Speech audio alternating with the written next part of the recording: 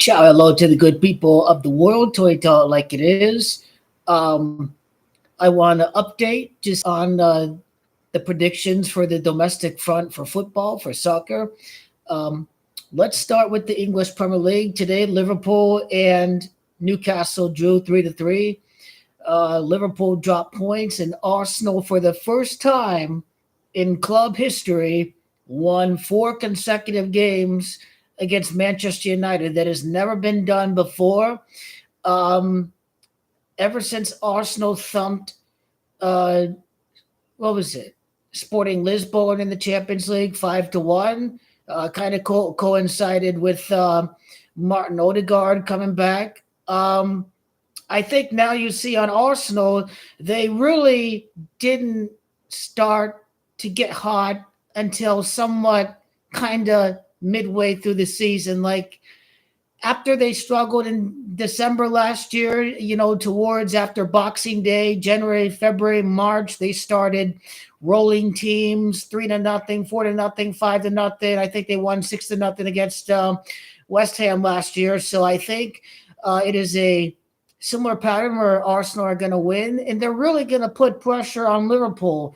Um, how I look at the Premier League title race, yes, Arsenal are 7 points back, but at home against Man City, Arsenal should win. At home against Chelsea, Arsenal should win. At home against Tottenham, Arsenal should win. They also get the return match against Newcastle.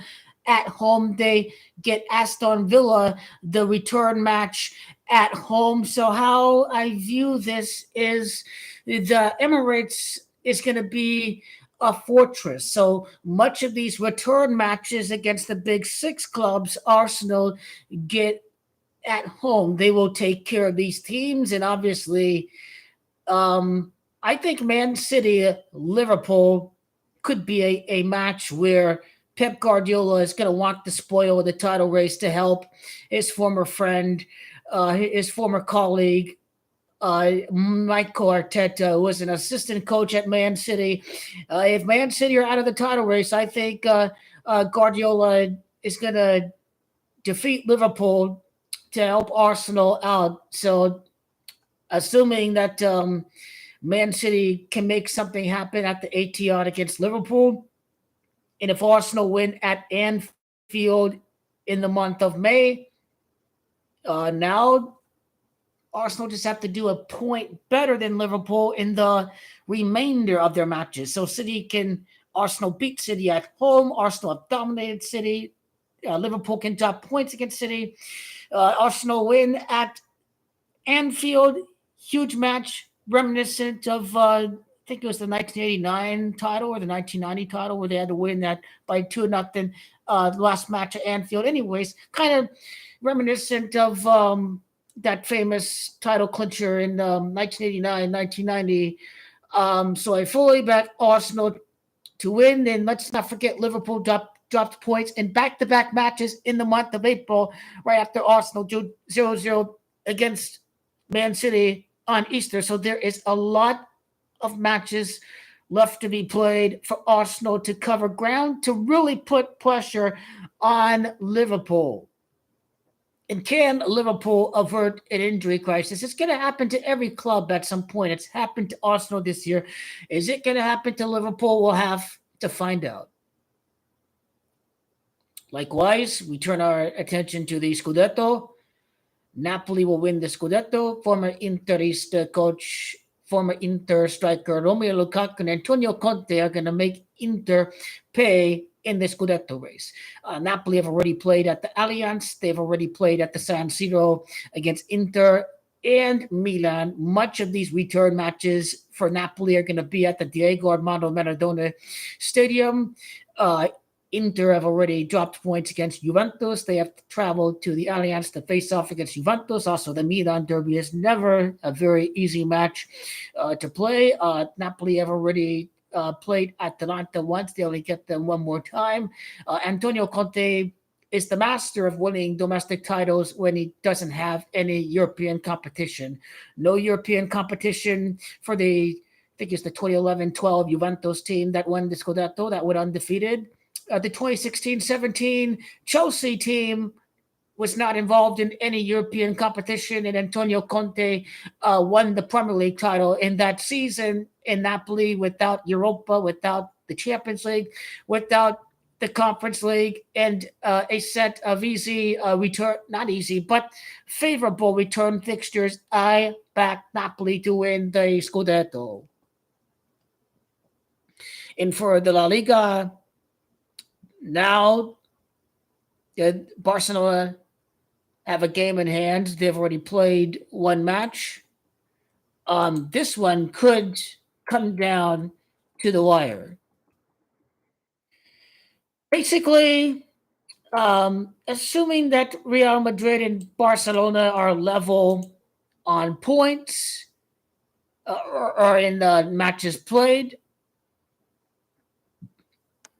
if Real Madrid and Barcelona both have played the same amount of matches, I think there is a fixture that got postponed for Real Madrid. But anyway, assuming they're level on matches played, Real Madrid would be 1 point behind Barcelona. So Barcelona are ahead in the title race. These are big points dropped against Bilbao. Bilbao is never an easy side to play for any team out there. They're very defensive. They're hard to break. They won the Copa del Rey last year, and as of today, they are sitting in fourth place and would qualify for Champions League if the season ended today. But basically, how I look at this, Barcelona will win the Liga within the next two seasons because it'd be Barcelona's 28th title, and of course, the infamous 2-8 loss did occur against Hansi Flick. He destroyed Barcelona. Barcelona lost 8-2, and the same manager who destroyed Barcelona is now their manager, and his first La Liga title would be number 28, and Barcelona lost 2-8 against Hansi Flick. Now, how I look at this is I will go with Real Madrid to win the La Liga, but then in the first season back at the Camp Nou, Barcelona are going to win La Liga once again. I just happen to believe that it will happen next year when Barcelona are back at the Camp Nou.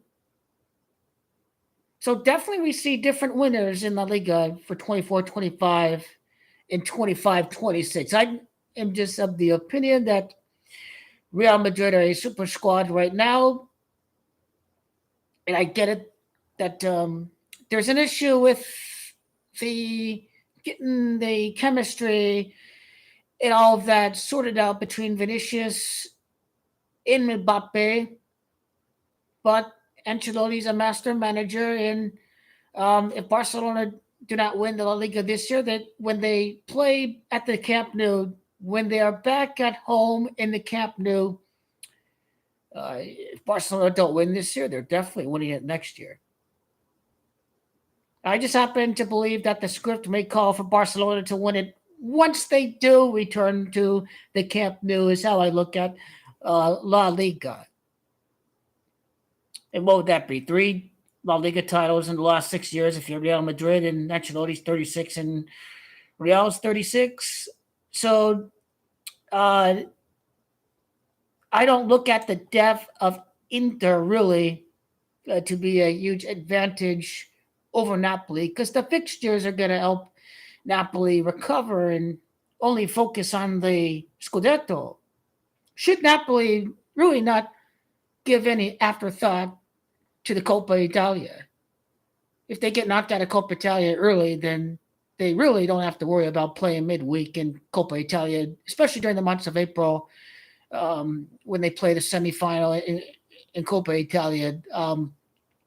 Barcelona obviously need Yamal healthy. Without him, they've struggled in the last couple of weeks. Really, we're starting to see how important Lamine Yamal is to Barcelona. We see how very important Odegaard is to Arsenal. We see how very important Salah is to Liverpool if he were to miss any time, but Federico Chiesa is there, so I wonder when Chiesa is going to score for Liverpool. I am of the belief that these two teams should be within 4 points when they play at the Anfield in May. So it's like if Arsenal are 3 points back, they tie Liverpool, and if Arsenal are 4 points back playing at Anfield, then they'll be 1 point back on Liverpool.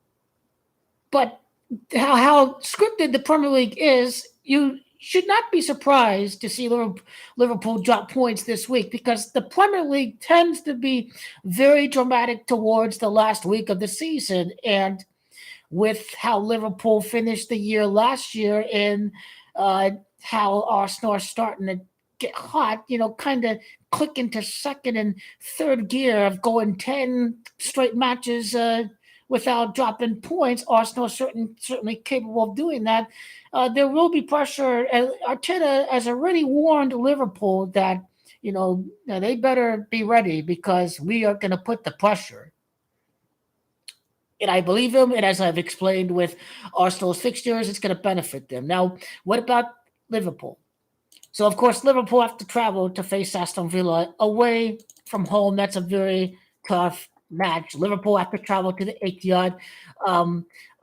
They do not have to travel to the Etihad Arsenal anymore because they've already played at the Etihad. Liverpool beat Chelsea at home. They have to travel to Stamford Bridge. Arsenal have already traveled to Stamford Bridge. You're talking about a top four team, Chelsea, by the way that they're playing right now. So Liverpool have to top their away matches compared to Arsenal. Old Trafford is never an easy match for Arsenal, but they have won 4 consecutive matches against Manchester United. The first time it's happened in the history of Arsenal. Old Trafford, can Man United play spoiler at Anfield? We've seen the FA Cup fixture last year. They drew 0-0 there last year, but they're parking the bus for 90 minutes. But could this Man United team be much different under the new manager than and I think with these two matches against Manchester United, Arsenal actually got Man United at a very favorable time when the new manager was barely established. I don't think he's been there for even 2 weeks since his first match. So what kind of team are Man United going to be when they face off against Arsenal and Liverpool again? This is all I have to say about the title races. La Liga is boring in that it's the same two teams, but it's still an interesting La Liga title race. It's interesting to see if Yamal is able to play this well through an entire season. How Vinicius and Mbappe will get used to each other as the Real Madrid goes into the latter stretch of the year.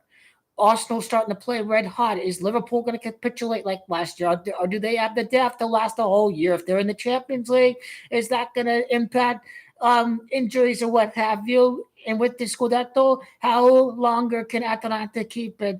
Napoli, do they really have a strong chance with the? And that's another thing with Napoli. They don't even have to travel to Lazio away. They already faced Lazio at the Olimpico. Lazio's having a big year in the Europa, and they're having a strong league campaign so far. Lazio have lost against Parma, and of course, Napoli are coming off of a couple of wins, so they get Lazio right after a loss. This is all I have to say for the domestic title. Um, at the start of the year, it's like I went with Inter for the Scudetto because they're the strongest team. I knew Milan were awful. I know Juventus were with a new manager. But Conte is exceeding expectations with Napoli, and he has definitely changed the mentality of Napoli. If anyone can do it with his track record, it's Antonio Conte. No backup matchup, none whatsoever. 10th win all time against the Lions. The Chiefs will still get home field, even if the Bills win this week, even if the Chiefs lose against the Chargers. The Chiefs are locked in for that number 1 seed. The three-peat to be 3 rings behind Tom Brady, with Tom Brady watching in attendance. Any tension with Tom Brady? If he understands what is at stake at the winning moments of Super Bowl 59? Or Tom Brady play politician very well, not express any uh, conflicting emotion in giving Mahomes his props?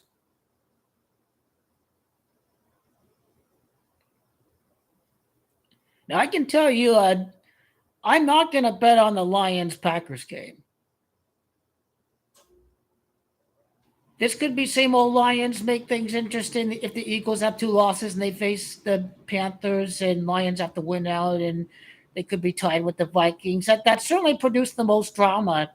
If the Lions lose against the Packers, I can see everyone backing the Bills 10 days after Thursday. So that Lion Packer game, I'm going to stay away from.